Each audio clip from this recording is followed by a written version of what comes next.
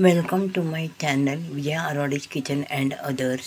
जर आवडलं तर लाईक करा, कमेंट करा आणि सबस्क्राईब करा. आज मी चकलीचं पीठ घेतलेलं आहे. त्याच्यात 4 हिरव्या मिरच्या आणि 4-5 पाकळी लसूण कुटून घालणार आहे.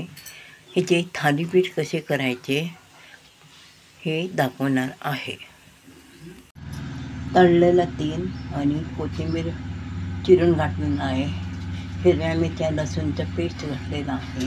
आता हे पाण्याला मळून घेणार. आता फडक्यावर बडवून घेणे आणि तळायला घेणे. असं तळून काढणे. हे झाले बघा, फुगीर थालीपीठ. हिरव्या मिरच्या घातलेले खुसखुशीत मस्त झालेलं आहे.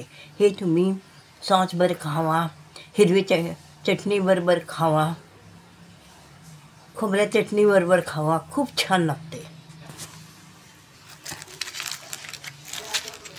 हे बघा कसं खुसखुशीत झालेलं आहे.